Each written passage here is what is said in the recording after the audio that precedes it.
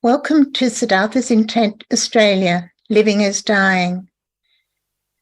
My name is Sering.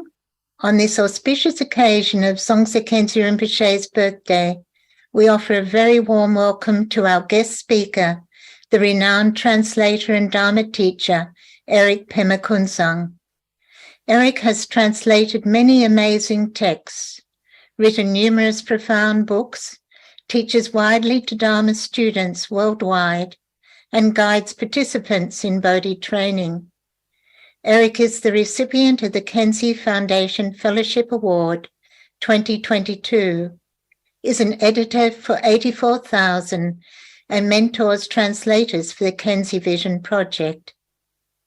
But most of all, Erik is a guiding light for all of us Dharma practitioners, an incredible example of a genuine Dharma practitioner, as has been mentioned by Dzongsar Khyentse Rinpoche. Due to Erik's generosity, these days we can receive online from wherever we are in the world the blessing of his teaching and the blessing of his gurus that comes through him. Deepest gratitude, dear Erik, for being with us today to speak on the Bardo of Dream. Thank you.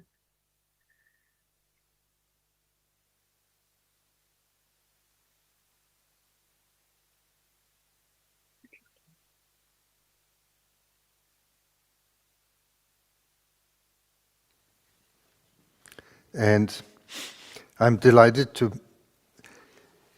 see many old friends at this time where it's not so easy to move around the world. We do it, but it's not easy. I'd like to present this lecture in a traditional format where we begin with chanting 3 verses. And the tech guy here will put them up on the screen in a few minutes.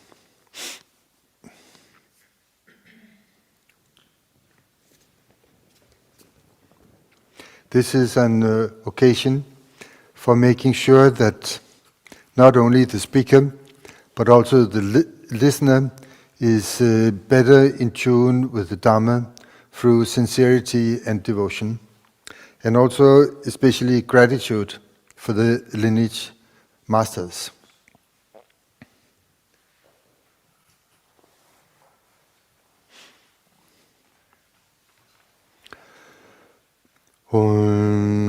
In the land of Udiyana's northwest border, on the pistils of a lotus flower stem, you have reached the marvel of the supreme city, and became known by the name the lotus born, with surrounding circles of many dakinis. In your footsteps I will reach accomplishments. Please approach in order to bestow your blessings. Guru Pema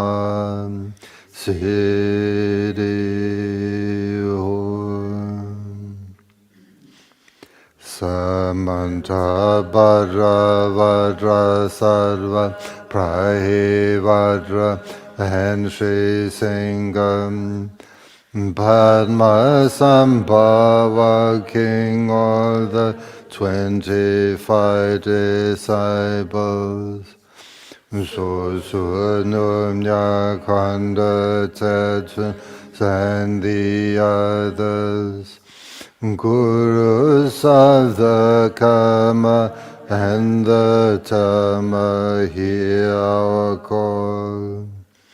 In the Dhamma Tatupala Sakanishtam, essence of the Buddhas in the triple times, who directly shows our mind a Dhammakayam.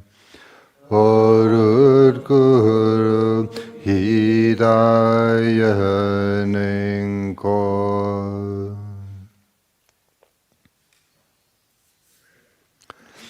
And as customary, and for the benefit of everyone, we also chant 4 lines of combined refuge and Bodhisattva vow.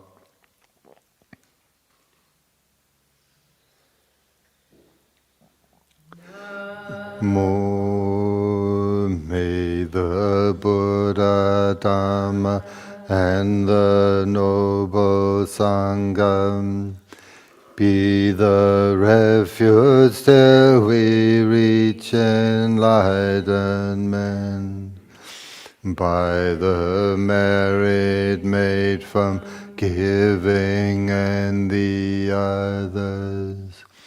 May the Guru state be reached for being saved. Thank you very much.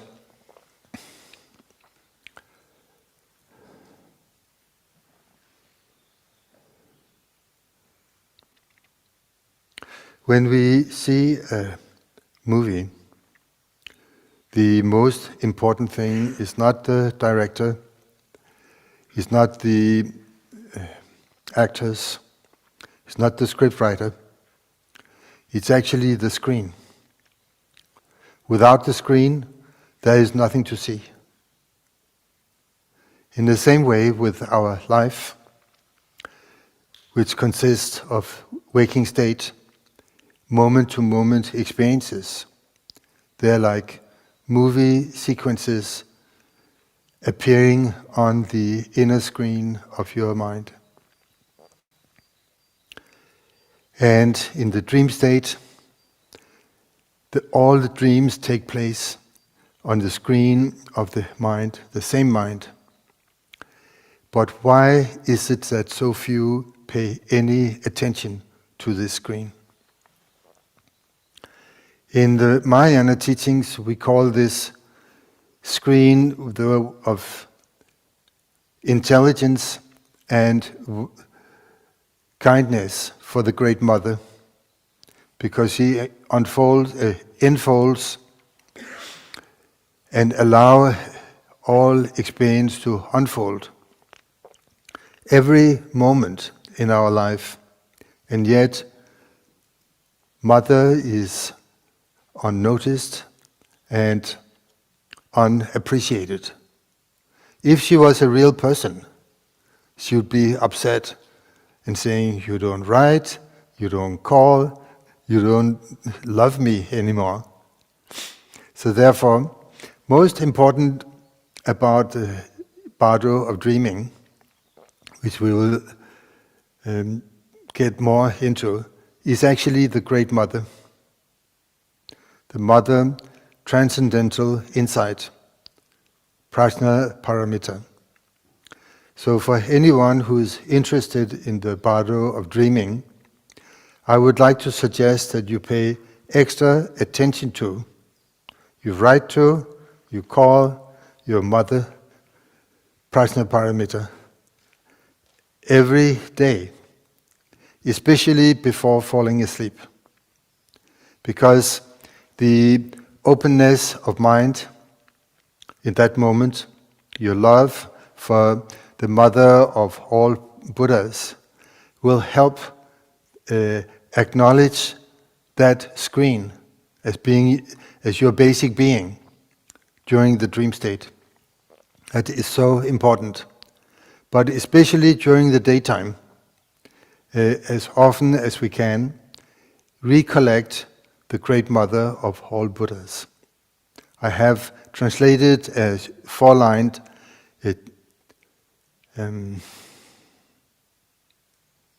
verse of appreciation, not written by any Tibetan master, but back in the days of India.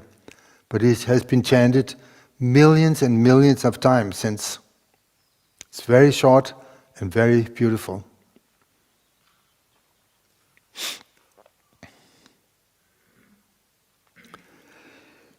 Transcendental insight beyond likeness, thought and words, does not rise and does not cease, identity like space. The domain of the self-knowing, wakefulness in each. It has been changed. Domain of the self-knowing, wakefulness in everyone. Mother of the 3 times conquerors, we bow and praise. These are the words, but more important is the meaning.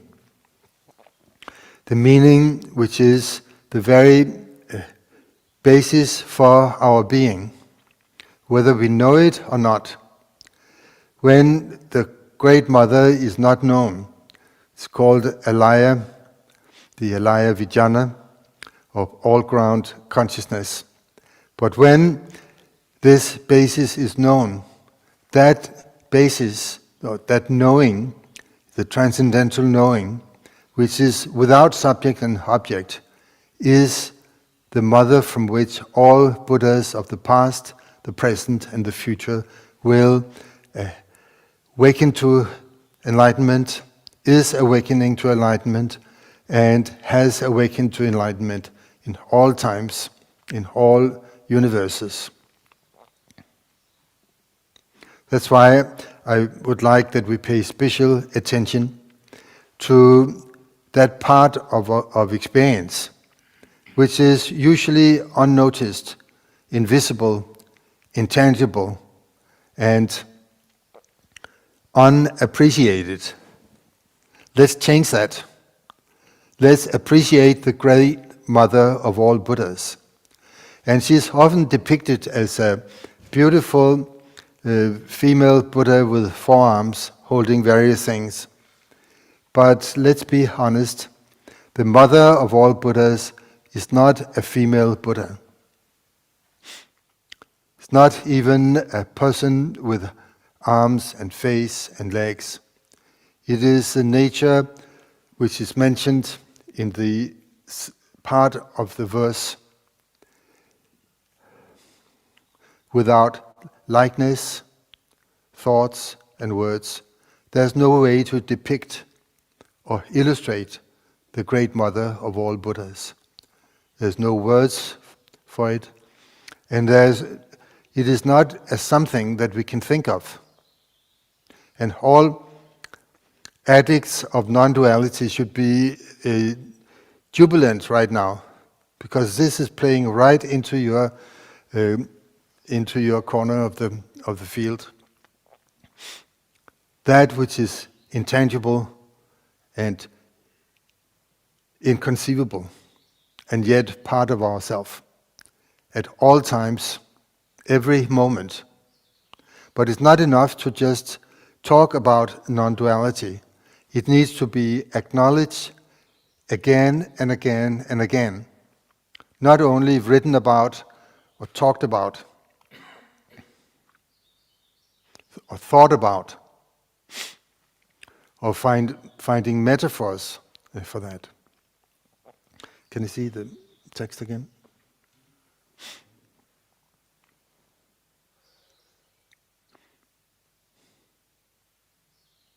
Without this mother screen of experience, there's no way we can dream.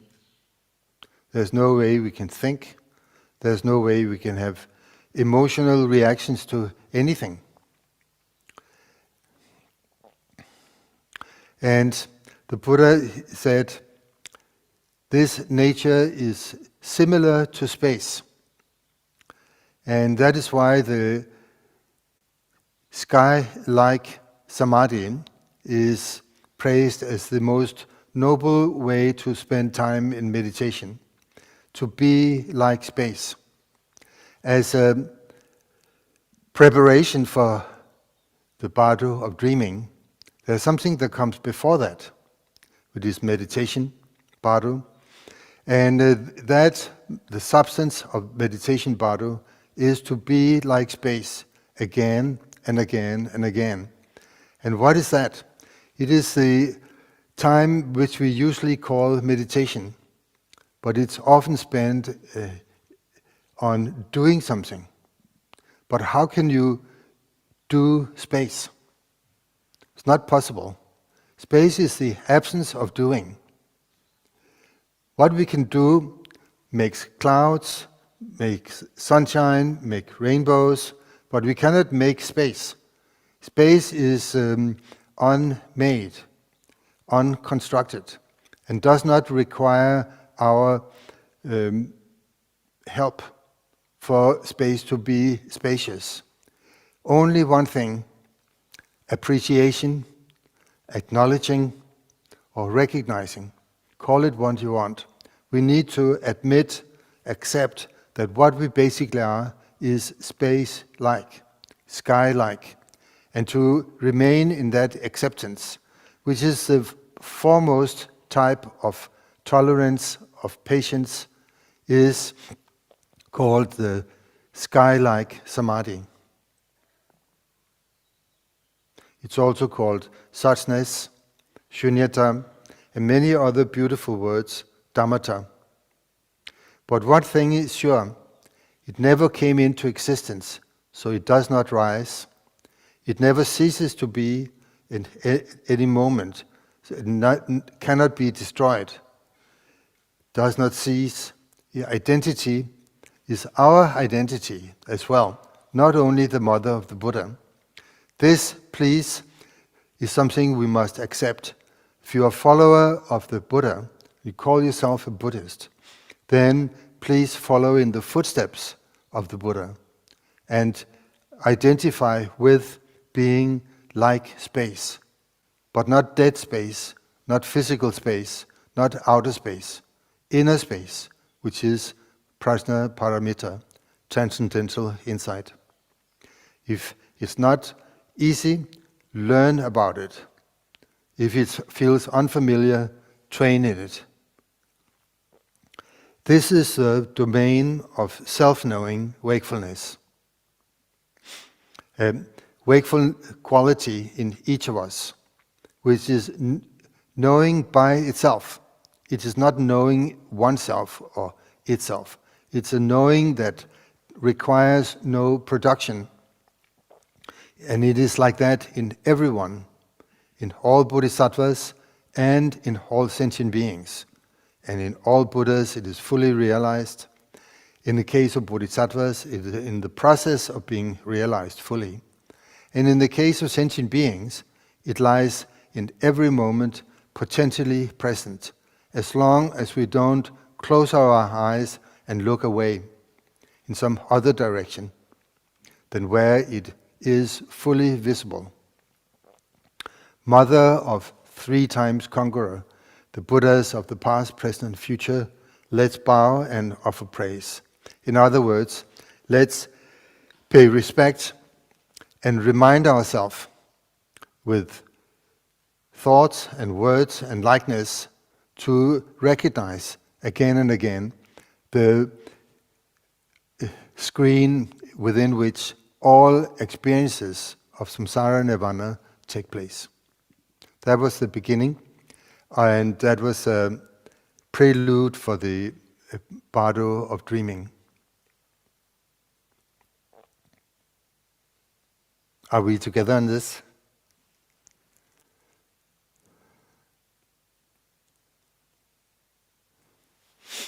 Thank you. I love this mother for many reasons. When I was small, I lost my mother. So on a mundane level, see the idea of mother and the principle of mother is very close to my heart. But on a spiritual level, there is nothing more important. I've always been fascinated by the teachings that that takes you beyond normal concepts. Not that I was very good at it, but it fascinated me. I would always go to the beginning of a sadhana and the very end where everything's dissolved and see what words are they using now for this. And become familiar with those words in order to understand that which is beyond words. Because without that, it will be very hard to be successful in the Bardo of Dreaming. We need to train in this during our daytime experiences. That's one side. Then the other side is what appears in the screen. The substance of our daily life experiences. And while sleeping, the dreams, the manifold, inconceivable many types of dream. And for those of you who are very interested in dreams and what they mean, I'm going to disappoint you because I attach almost no importance to dreams. I was lucky to have a teacher who said, dreams are double delusion. Daytime is delusion, dreams are double delusion. So to believe in dreams, he said, is twice stupid. They are not there. Every time you find something in a dream, when you wake up, it's guaranteed that it's not there, with a few exceptions. I won't mention.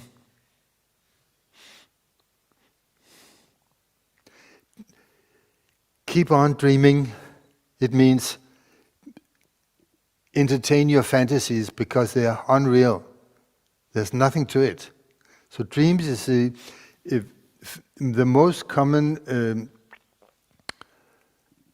metaphor for pointless, nothing, insubstantial.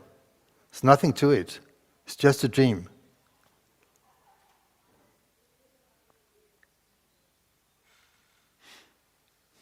Isn't that true? And yet, there is a Bardo of dreaming after a while of falling asleep, where all the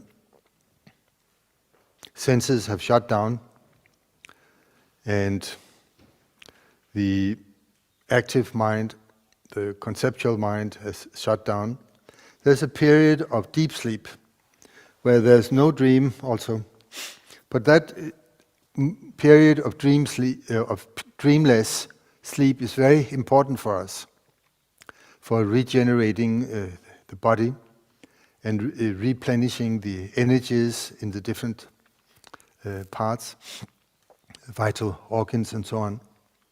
Then what happens is that after the energies have entered the central channel, they get activated again. It's a little bit like having died and then waking up in the Bardo. While we have not died, that waking up is called dreaming.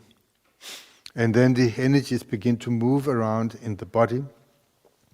We begin to be able to see, hear, smell, taste, and feel. But we're not feeling anything through the senses. We are feeling through the dream body, which is a mental body. And what occurs is in this dream state is not visible to other people. And when we say, I saw such and such, other people didn't see it. That is called the Bardo of Dreaming. And it lasts until light sleep occurs, where we are like half dreaming, but we can hear what's going on in the room or the outside. And if somebody knocks on the door, we're just ready to say yes. That's no longer the real dream state. It's called very light sleep. And we're just ready to stand up and say, bring me the coffee, or go to the toilet or something. We're no longer in the dream state. Then the five senses have opened up to the outside world. And if a bird's singing, we can hear it into the light sleep.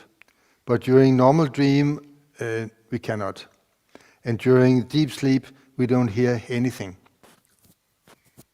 People can shoot a gun in the same room. We don't wake up from deep sleep.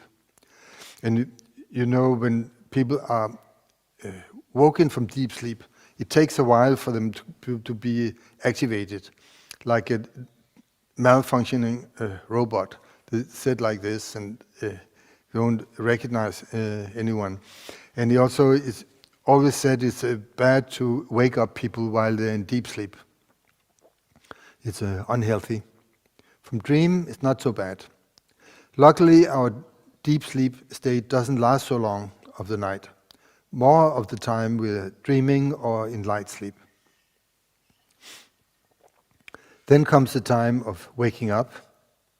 And the first moment of waking up, all the masters, they say, that is a very important time to make decisions or wishes for this coming day.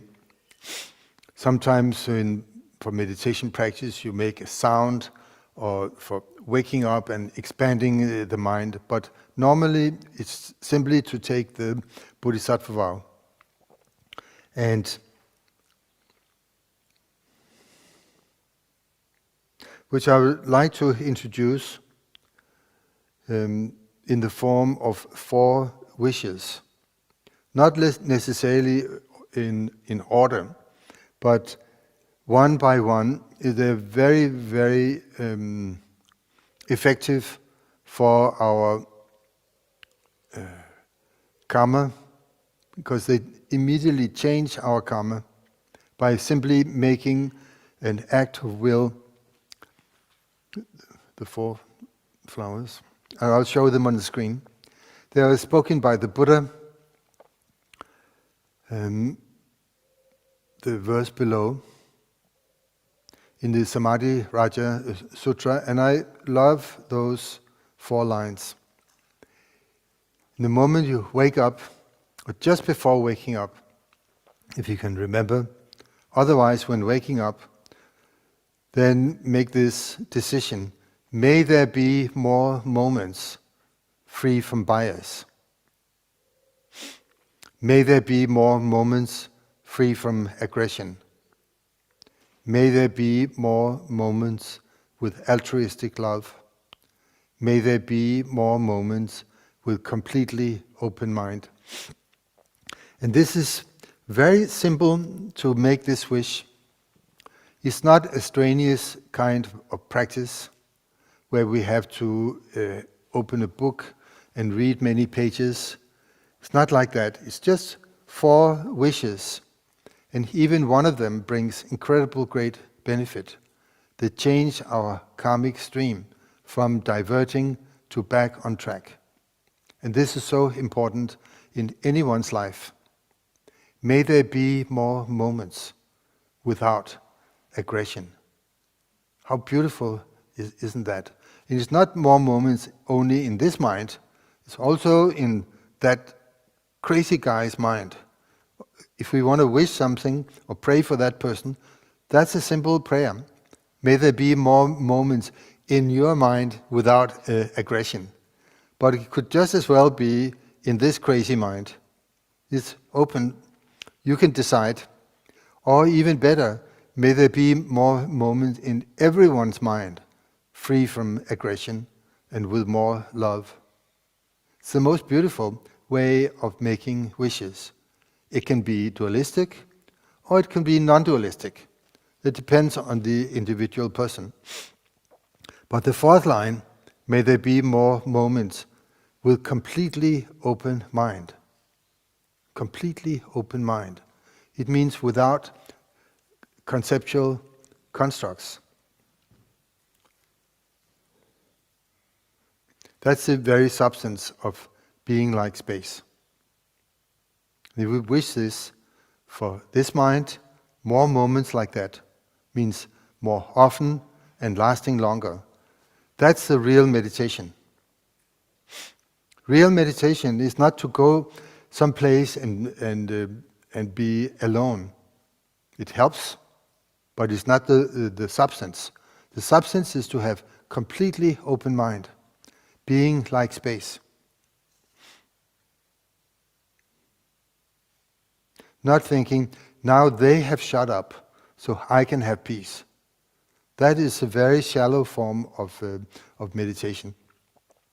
Fixating on quietness and stillness, that is not one of the 4 sentences the Buddha gave when asked what is necessary for a brave man or woman, boy or girl, who wishes to quickly awaken to true and complete enlightenment. And then the Buddha gave 4 sentences. And if you get closer to the meaning of these 4 and train in them more often, you will for sure soon awaken to true and complete enlightenment. He said, cultivate an attitude free from bias. Cultivate an attitude free from aggression. Cultivate an attitude with altruistic love. Cultivate an attitude completely free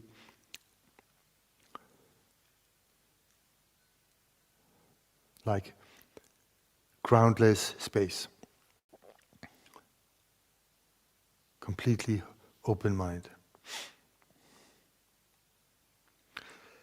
Then you will find that the Bardo of the Dream becomes a workable situation.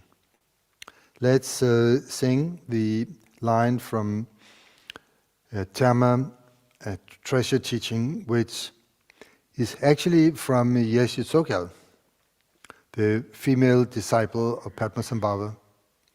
One evening, he looked at her quite insistently and he said, "Watch your dreams and remember."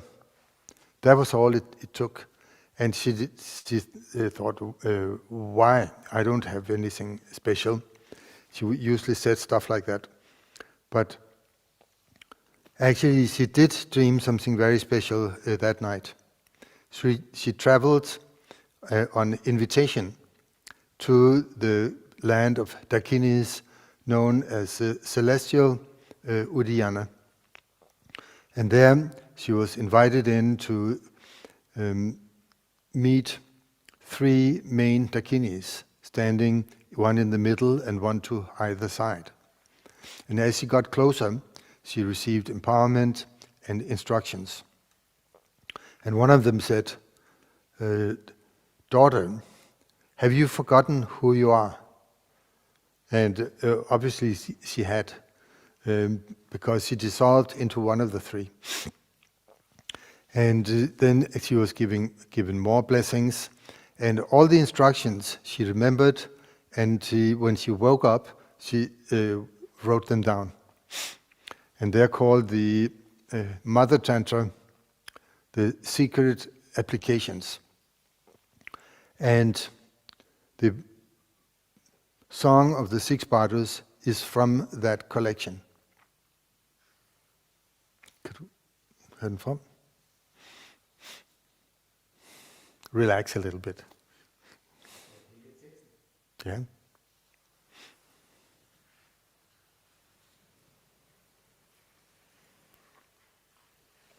I found those verses are a great blessing.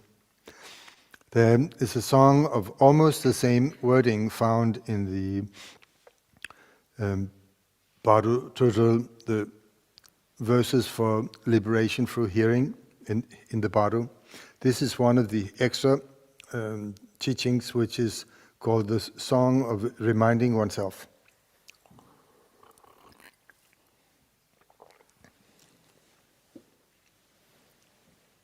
Du spillede den lige før.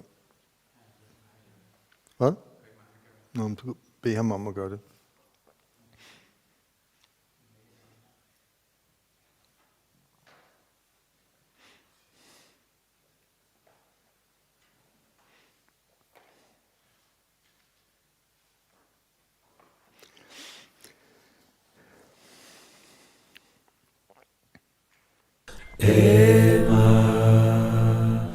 Now that while the bardo of this lifetime is unfolding, I will not be lazy, since there is no time to waste, and turn on distractions, path of hearing, thinking, training. While it is just now I have the precious human form, since this free and favored form ought to have real meaning. Emotion and samsara shall no longer hold the rein. Ema.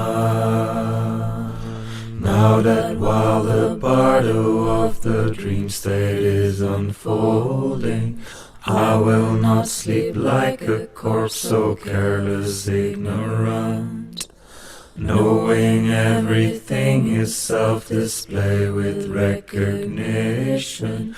Capture dreams, conjure, transform, translucid wakefulness.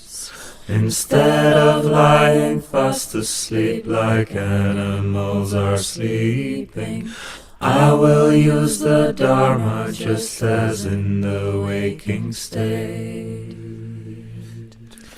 Ema.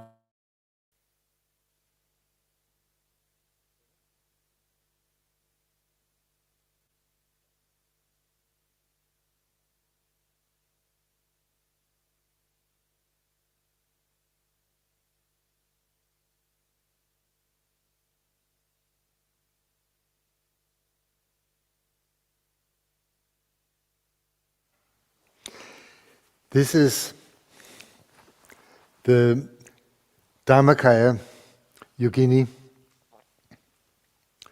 mother of all the Dakinis, who gave this instruction with simple words so that everyone can understand. This is not philosophy, which is complex and require a lot of thought and familiarity with complex terminology. It simply means that remember this while you dream. In order to remember it while you dream, sing it many times before that, so that you don't sleep like a corpse. This should make us all kind of wake up a little bit. It helps me to be told, you're sleeping like a corpse, you're careless and ignorant. I think, me? How can I have any faults? That's kind of resistance is a proof that we have faults. Because the dream state, which arises out of deep sleep, is totally ignorant, like a corpse, and without any care for one's own future well-being, without any care for all sentient beings or for anyone else, can be nothing more selfish than that, than deep sleep. Knowing everything is self-display. Whatever arises out of this state, which is called dreams, needs to be acknowledged, recognized, so that we become aware of what unfolds. First, this is dreaming taking place. Then we capture the dream, we take hold of being conscious while it's unfolding. Then we can use additional practices, conjuring and transforming. That is more advanced. But especially train in lucid wakefulness, which is acknowledging the Dharmakaya mother, transcendental knowing, beyond likeness, beyond words, and beyond thoughts.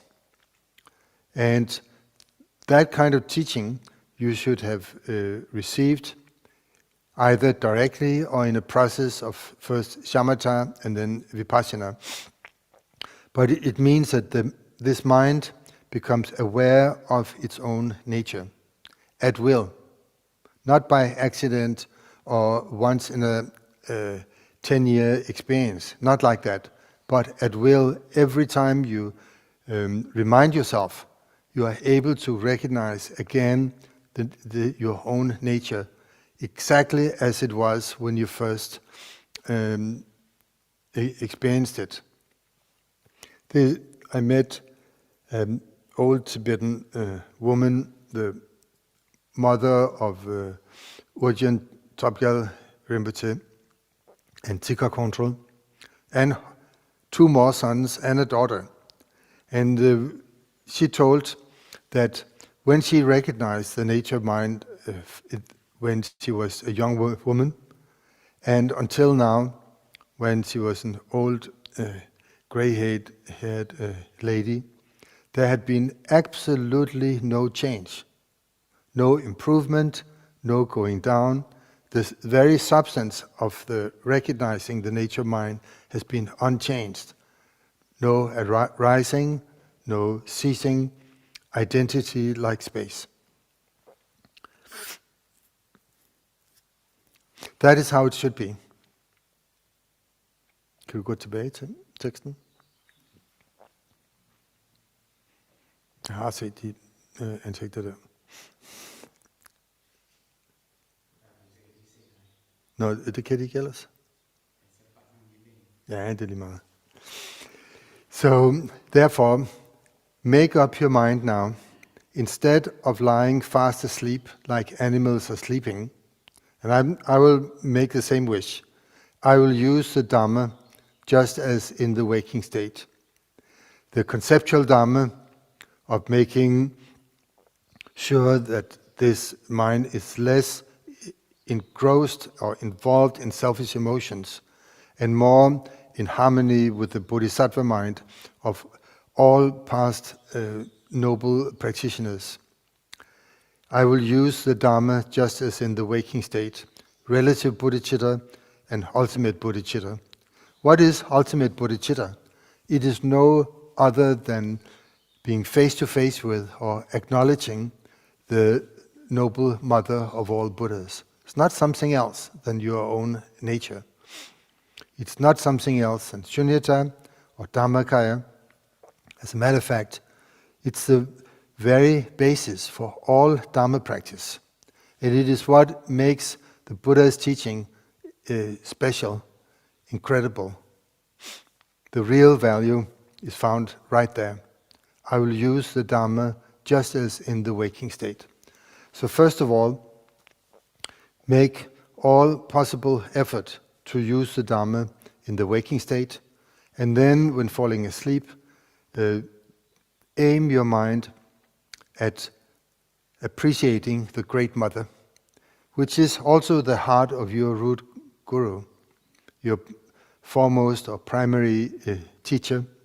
This is what he or she realized, and that is what you fell in love with, and what you became a follower of, that kindness and that wisdom.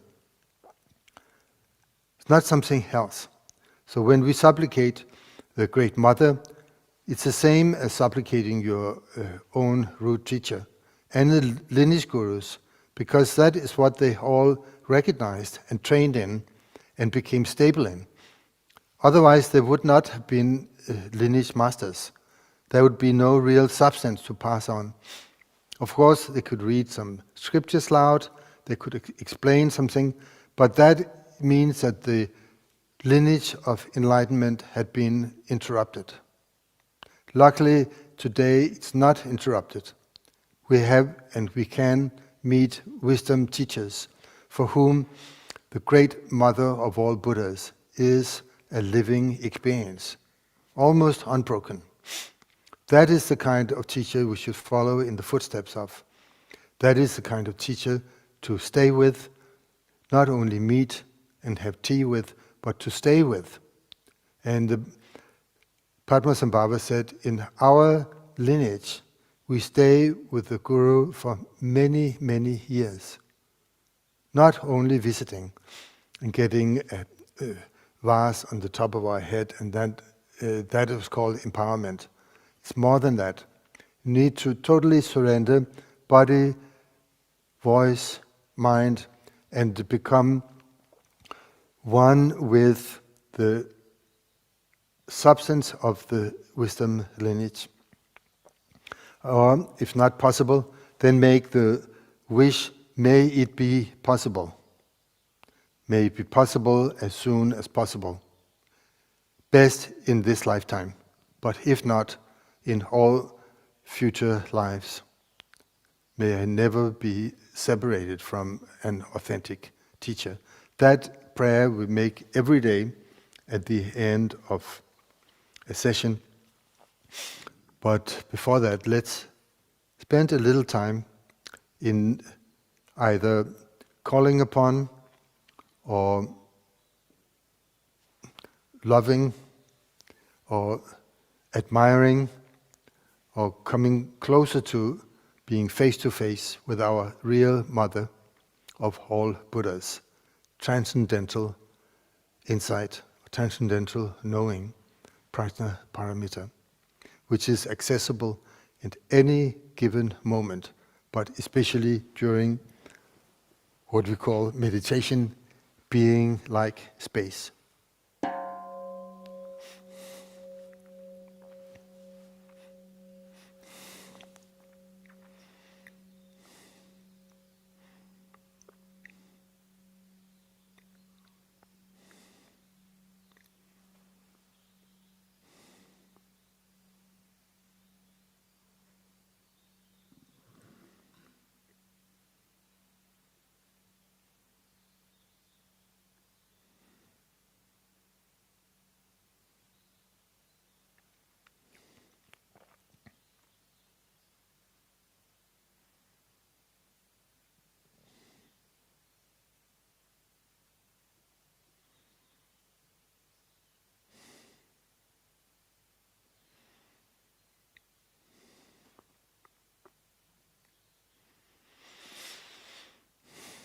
A meditation session does not have to be longer than this,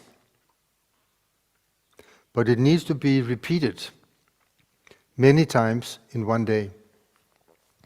So rather than meditating for many hours while one is a beginner, it is more effective to train in short sessions, but many times, because it's more fresh, you're more ready, and you're more free, meaning unoccupied. Those three, fresh, ready, unoccupied, are the main, you can say, beginning qualities in shamatha. Fresh, ready, unoccupied. And then, after a while, train one more time. That is how to make fast progress. Rather than sitting half asleep for long hours and then feeling bad about being distracted. Of course we get distracted. This is our habit. You can say it's our nature, relative nature. Love distraction. So it's not that distraction is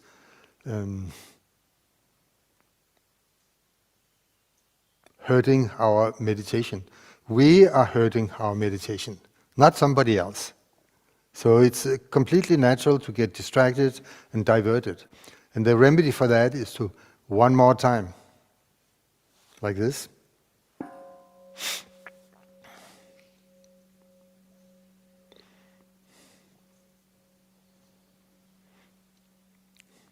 Deeply relax. Deeply meaning from deep within, from your heart, from your bones, from the soles of your feet. Totally relax. Especially at the end of the out-breath, letting everything go while breathing out. Then be like space for a short while.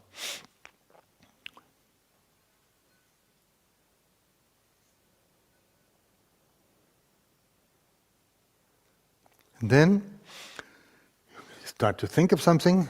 Never mind. Everybody does that. It's no big deal. Just make a good wish that may this practice be helpful for this mind until the end of whatever, and for all other minds too. So now I would like to conclude by dedicating the goodness of this to the long life of the king of Vidyadharas, Dzongsar Khyentse Rinpoche, and to all other masters of his type. There are others, just so you know it, even though you love him very dearly. I love him too. But there are many of the same caliber. Not that many, but many. And we shouldn't be too close-minded. Open to that whoever has realized the Great Mother and others who have too, may their life be long, may their wishes and activities be fulfilled, and may there be all good things happening. Less war, less bullshit, less famine and disease. May all good things happen. Let's chant the dedication together.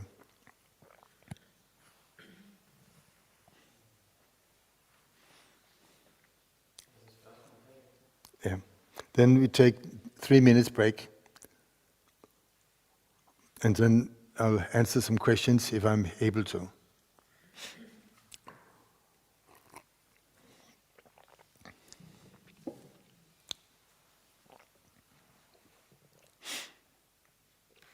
Sight, sounds, knowing, Deva mantra, Dhammakaya realm. Play of kayas and the wisdoms boundlessly unfold. In this practice of great yoga, secret and profound, Let everything be just one taste, the non-dual sphere of mind. In every single lifetime, may we never be apart. From authentic teachers, Dharma's splendor to enjoy, completing all the virtues of the bhumis and the path. May we all attain Vajradhara state. May the precious and sublime awakened mind rise in those where it has not arisen yet. Once arisen, may it never fade away, but continue to increase forevermore.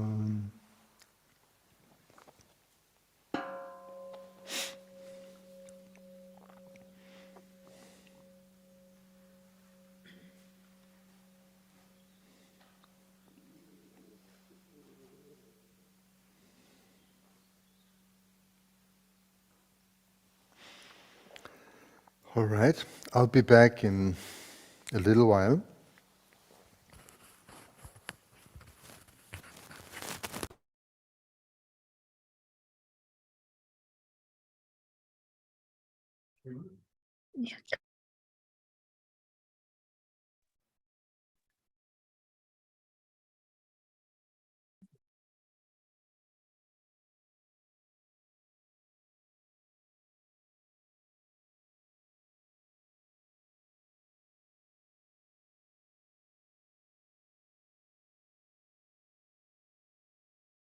Thank you so very much, Erik, for the amazing teaching. While we are waiting for Erik to return to answer our questions, we'd like to show you a short film on the Bardo of Dream that was produced as an offering for this occasion by our Siddhartha's Intent Australia Sangha member, Leanne Metcalf. Thank you, Michael.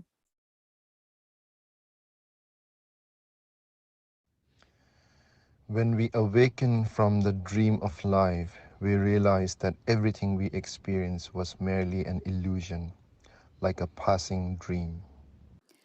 I find I'm a multitude of different dreamers, dreaming moment by moment. Wake up. The thing is, everything is dreamlike. Contemplating the nature of dream helps question all my assumptions. What if this is all a dream? Instant lucidity, and exploring the creative power of the mind. Awaken to the truth that life itself is a dream. When I want you in my arms and I know you with all your charms, whenever I want you, all I have to do is dream. Dream, dream, dream. The dreamer and the dreamt are not separate, they arise together. Recognize the dreamlike nature of existence and you will awaken to your true nature. Always aspire to recognize that your dreams are just dreams. You want to know it's a dream? That's your practice. Dreams are the whispers of our deeper selves, seeking to awaken us to our inherent wisdom. Listen to their messages with an open heart. The dream is the reflection of the mind, and the mind is the essence of all phenomena. Dreaming this liquid landscape of nights and days and sorrows and desires, we are neither here nor there nor anywhere else. Dreams are like the illusion of magic show. Dream time.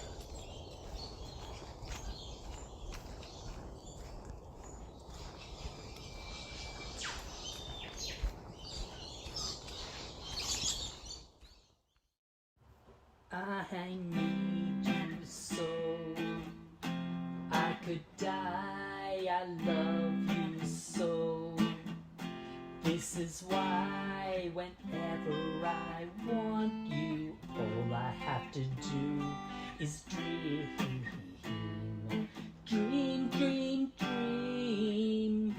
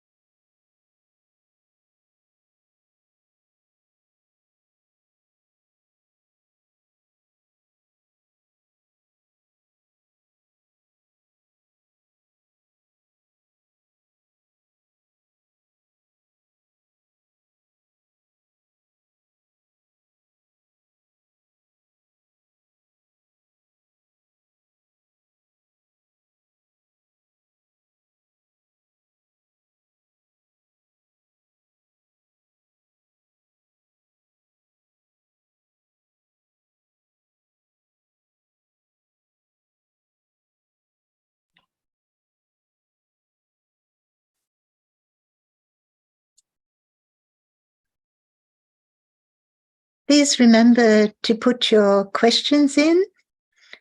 Erik will be returning shortly to answer our questions.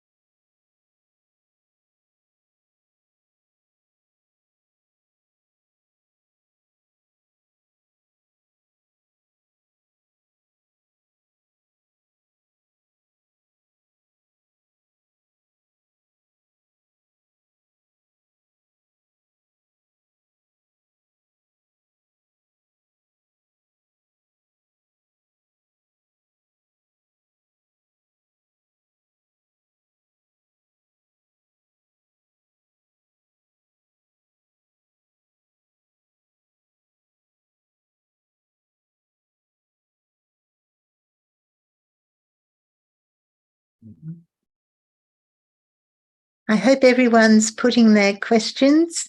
Erik always answers questions so thoroughly and so beautifully. So please ask your questions.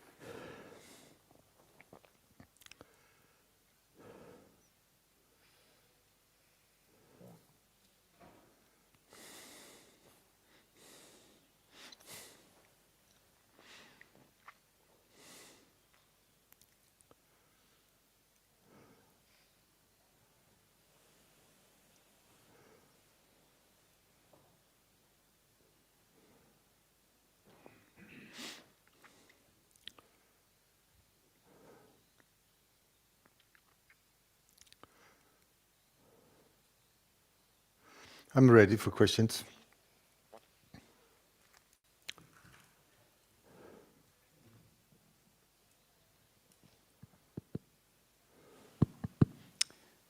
Hey everyone, do you hear this microphone? Okay. First question.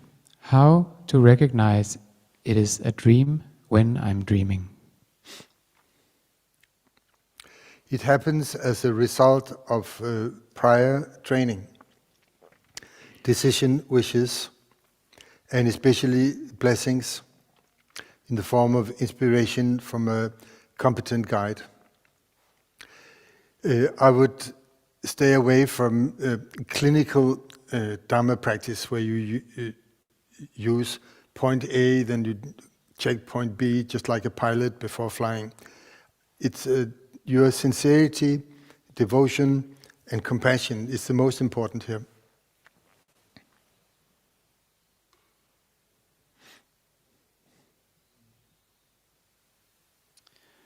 How does training in meditation help Bardo of Dream? Do Bardo of Meditation and Bardo of Dream support each other? Yes, definitely.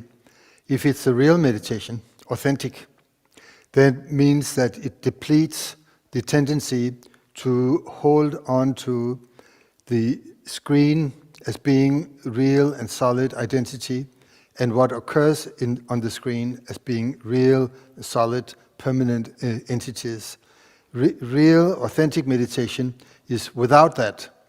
So, of course, that it dilutes or dissolves the tendency for concreteness, and thereby acknowledging dream as dream becomes more easy.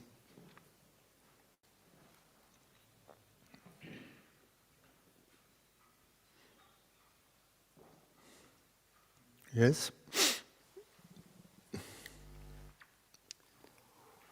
Some time ago, I read a book that claimed that dream practice could be dangerous. Can it really? How about dreaming being dangerous?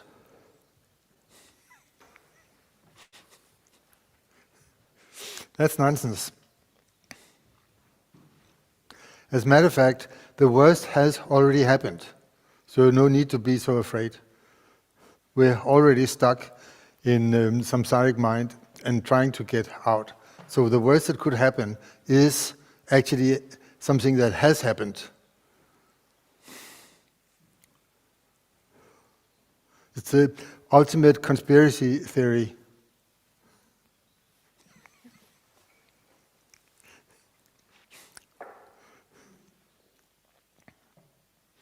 They're not out to get you.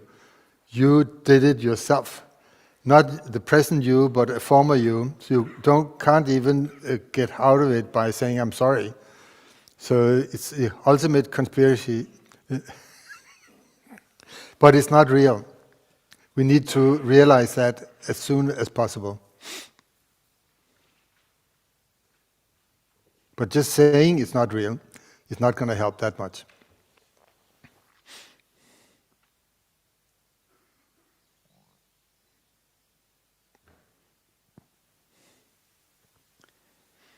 What is dream yoga? That is usually part of the 6 yogas of Naropa or Padmasambhava. And they are given to people who have done the Ngondro, gone through the Ngondro, and gone through Yidam practice, said all the mantras and so forth. Then the mind is supposedly ready to train in the 6 yogas, beginning with Tummo and then supporting with the others. But it's not a beginner practice.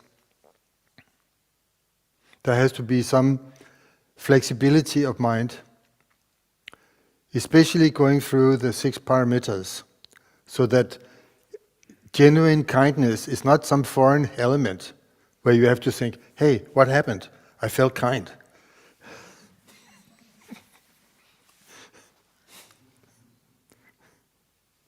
Next.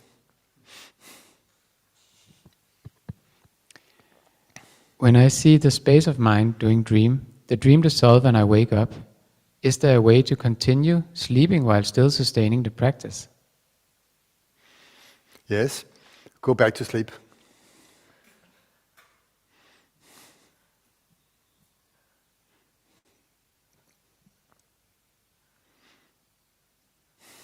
Next.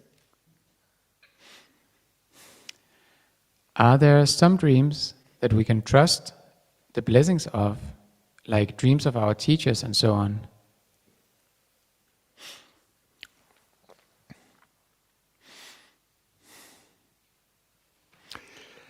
Yes, but not ultimately. I heard story about the meditator, meaning someone who spends all the time in retreat, having either vision or dream of Padmasambhava appearing in the sky before you and said, you should throw your vajra and bell into over the cliff and into the valley. So he did that, and when he met his guru again, the guru said, you fool. Don't believe in stuff like that.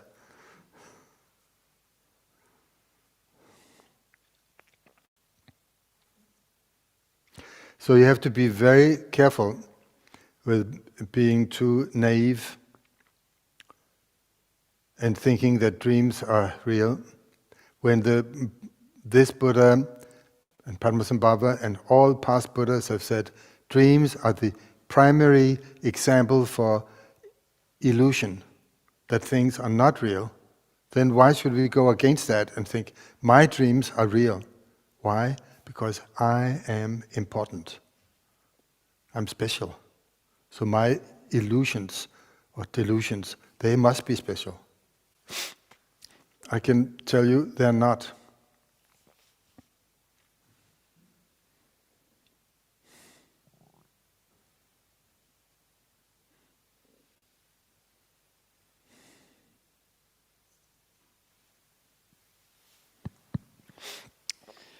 Is there a practice we can do to help the practice of dreaming? Yes. Or help practice while dreaming? when falling asleep? Yes, those you should learn from your personal teacher. Here I'm giving a general talk, I'm not giving specific advice, now you should do such and such. It's not my job. Next.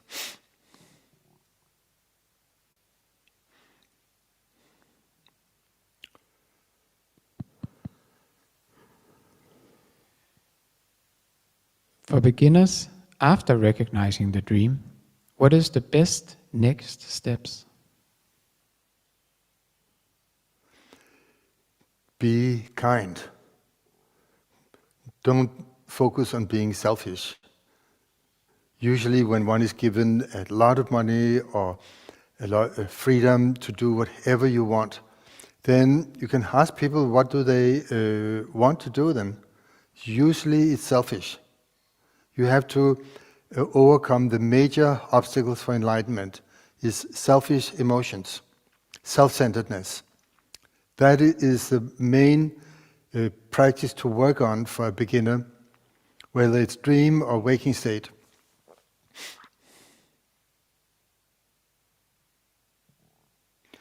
Untie the knot of selfishness. The knot.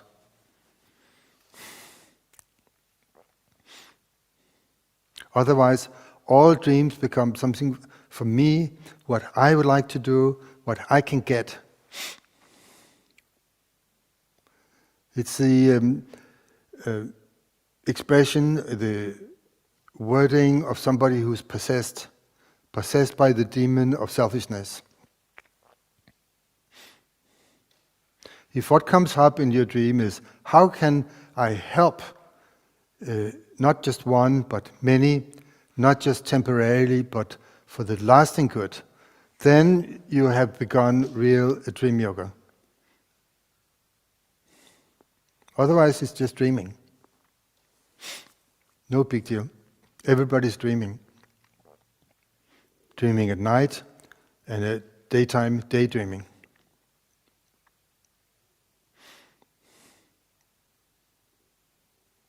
That's bad news, right?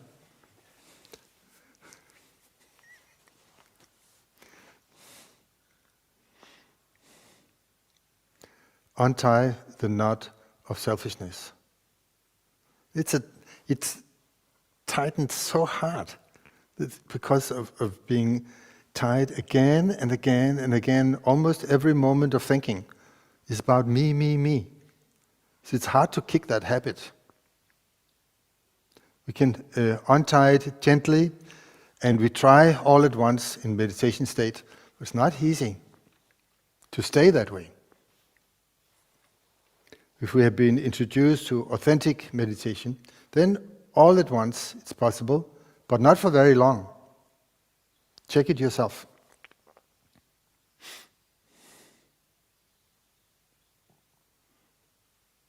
To go ahead and use the example of a paper that has been rolled up for a long time.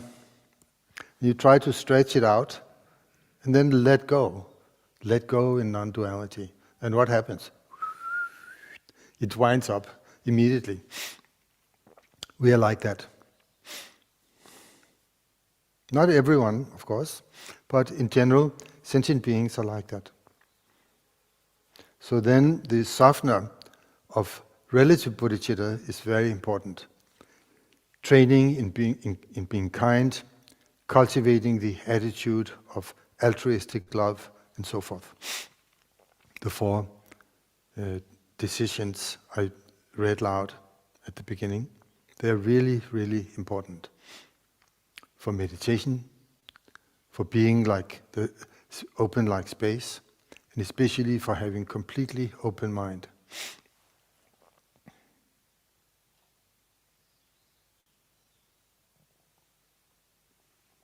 It would be much nicer if I could just say, press this button and at the beginning of dream yoga, and then you will fly straight to the Buddha fields. Wouldn't it be much nicer to hear that? Instead of Erik saying, untie the knot of selfishness. You feel like you're doomed, but you are not. It's the only way. and it's a sure way, and it has been traveled by millions and millions of people just like you, with success.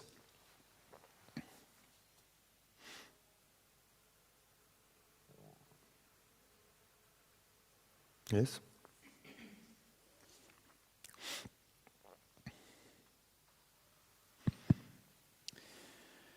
Could you say a bit more on how to trust and recognize the mother?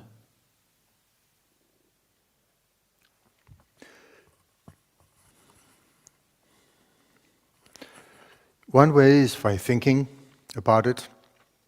That is part of the solution. And the other, meaning thinking about it, is what is it all the past Buddhas and Bodhisattvas realized in order to awaken? What is it? And how did they recognize? Read biographies of past masters and find out what happened. What happened in their life? How did they get to that point? What did they go through to be ready for it? And then try to follow the same track, to be ready, cultivate a sense of readiness. That is the most important, rather than grasping for the result that comes after being ready. Work on the readiness.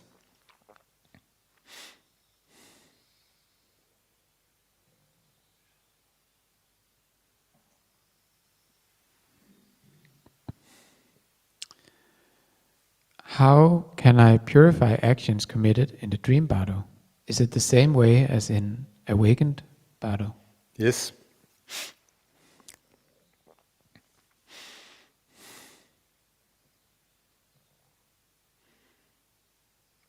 You purify the karma of aggression by cultivating love and compassion, whether it's dream or not dream. When you feel like drowning in a dream, look around and see, are there other people or animals drowning, and then save them first. That's a good way to purify karma.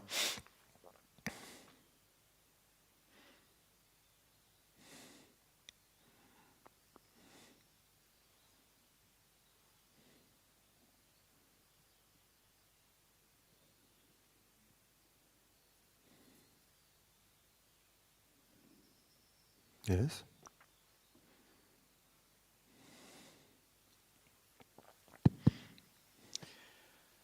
How can I find the Great Mother within during my daily activities? Can you give us some advice for that? There's only one way, and that is pause and look. When one is caught up in daily life, it's very difficult to see the screen while watching a movie. You can try it out. One doesn't pause, so you need to make something artificial to stop artificially. Halt, pause, take a break, and then look, and then you can continue after. But while being involved, engrossed, busy, occupied, then it's very hard to be free while being occupied.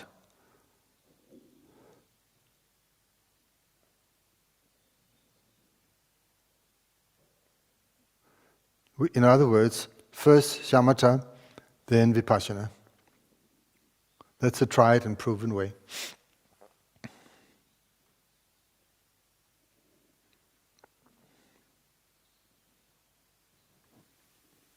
Next.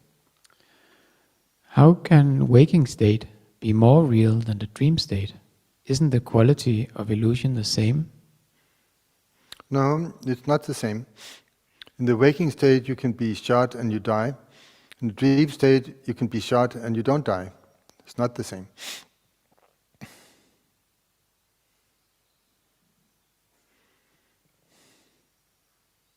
In the waking state, you find $1 million in a suitcase. You're rich. In a dream state, you find a suitcase with $1 million. You're not rich when you wake up. It's a big difference.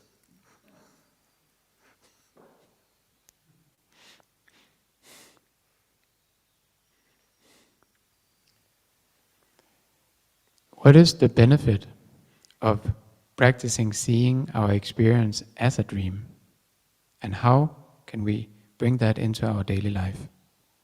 You remind yourself, you investigate, you gain some understanding, you investigate what I call that.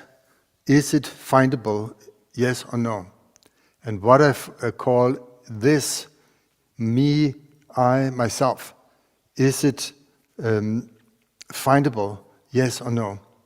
And through this inquiry and investigation, you discover some result. It's either findable or it's not findable. That's called an insight. So when you look for yourself, are you findable, yes or no? And most people that I've been asking about this, they came back and say, sorry, I can't find. Then I said, very good. If it's anything else in this world and you can't find it, it's a loss. But actually this kind of loss of not finding yourself, it's very good. It's called success. Then you can move on to letting that, I won't call it a void, but an open state of mind where you are not able to find yourself, kind of centerless awareness. You can fill that with compassion very easily because it's open and not occupied. So it's a very good way to go. First, discover unfindable awareness, and then fuse that together with compassion. Then you're much more close to discover the mother of all Buddhas. Why? Because the mother of all Buddhas is the open space of love. Your centerless awareness suffused with love. It's a very beautiful, short path.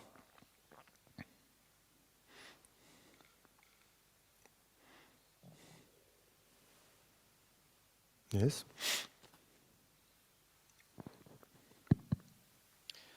Sometimes I wake up feeling very refreshed and sometimes more drained.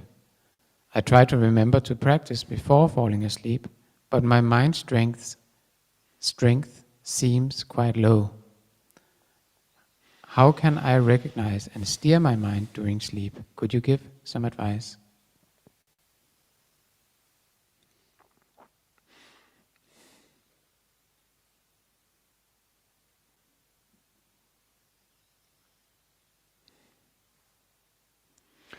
I can't give specific advice for you.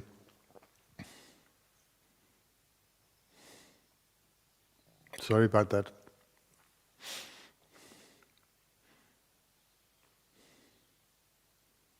But it's an earnest attempt, then you deserve a reward.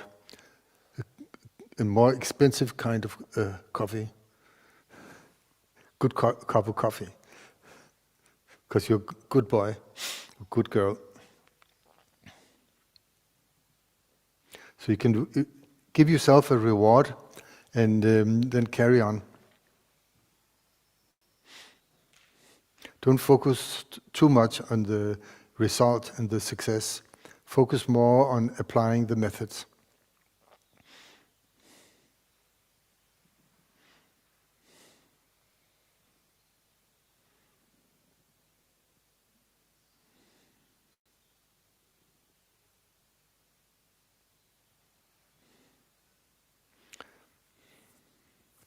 Yes?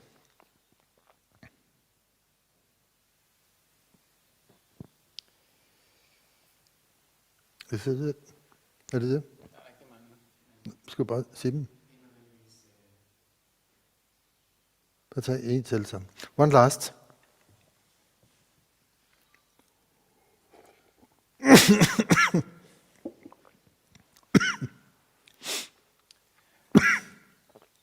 is there a way to practice during deep sleep? Yes, and that is the moment before deep sleep. That you first you begin with the calling upon the mother of all Buddhas, for example, in the form of your root guru, that you have a special open mind towards, and who exemplifies for you the Dharmakaya mother. Call on that and say, please help this mind. Don't go into the super ignorance, but give some blessing for that. And then the Guru moves from your top of your head into your heart center, and you just relax, totally gentle and very simple, innocent way while falling asleep. Mingyur Rinpoche, he told me that to really practice good dream yoga in this way, you need two people. One who is awake and one who is falling asleep. And each time you go through the process of the senses shutting down, and you get more and more sleepy, and just we have that jolt when the winds go into the central channel. Then the other person will shake you, so you wake up again. There's no danger for that. It's a practice, and then you go through it again, and again you get woken up. So you get more and more used to not being so tight and sincerely interested in oblivion. First, you need to develop some detachment from that. Just be honest. How attached are we to falling really into deep sleep? It's a kind of prayer, like a prayer to the God of ignorance. Like we pray so wholeheartedly, can I just fall into deep sleep? And that's the attitude with which people go to sleep. That needs to change. Following the wrong religion.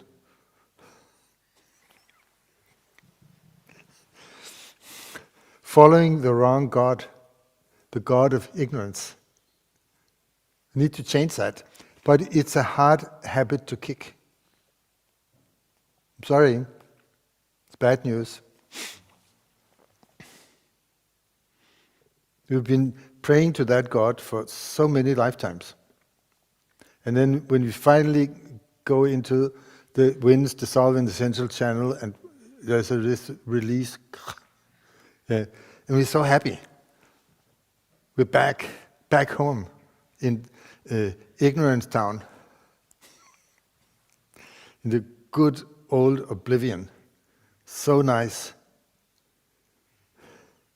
That needs to change, that kind of faith in oblivion. Otherwise you cannot practice the yoga of deep sleep. Not possible. Can't follow two gods.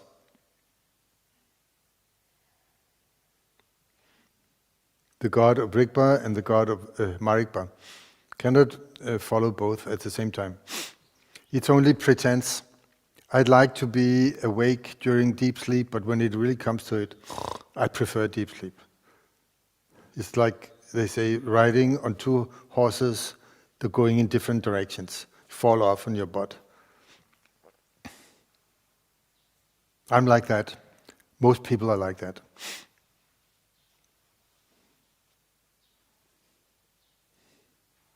So first, learn about the demerits of following the religion of ignorance and oblivion. What is it good for? What is it bad for? And become convinced somehow that one doesn't lead to very good places and the other leads to enlightenment. And then ask yourself, what do you really want? What is your main interest in life? And try not to lie to yourself. It's difficult, but it's necessary. We need to make up our mind, what do we want to use this short life on? when it really comes to the point.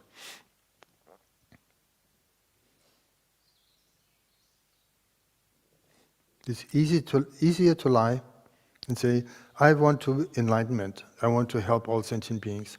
But is it really true? Yes or no? Or do we want to just get the cake and run with it? Figuratively speaking. Okay. It's just it. Der var mange smil til den sidste her.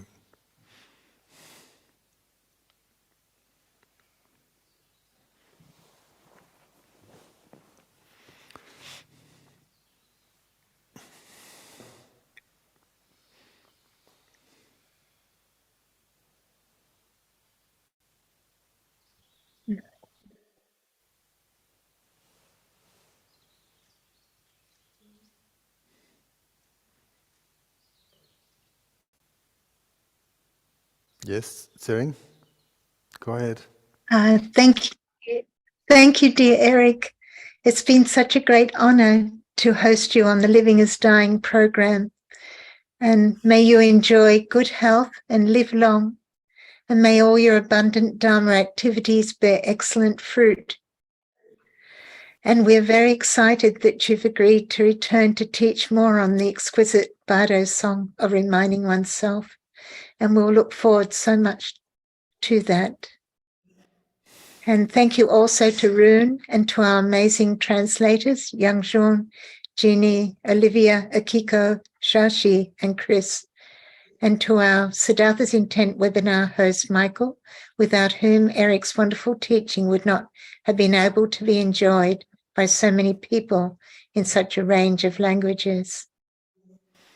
And we welcome you to join us next month on July 9th, when we will explore the Bardo of Meditation with guest speaker Jacob Leschly.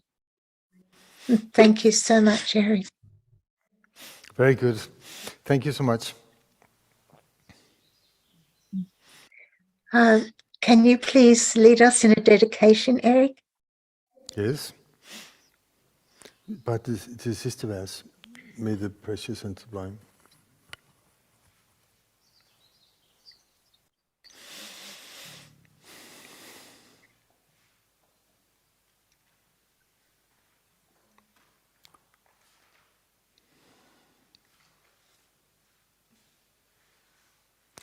We take the last 4 lines. May the precious and sublime awakened mind rise in those where it has not arisen yet. Once arisen, may it never fade away, but continue to increase forevermore.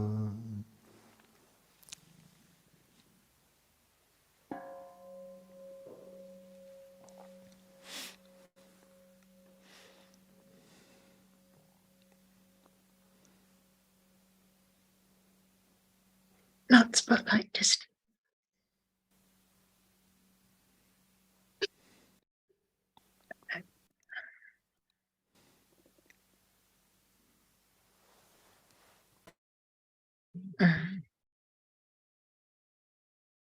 Unmute.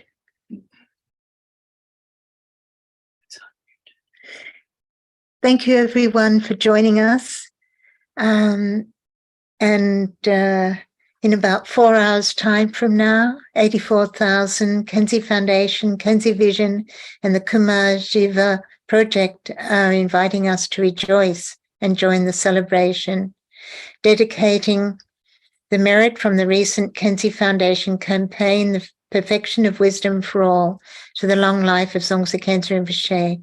You can find the link at siddharthasintent.org. And thank you.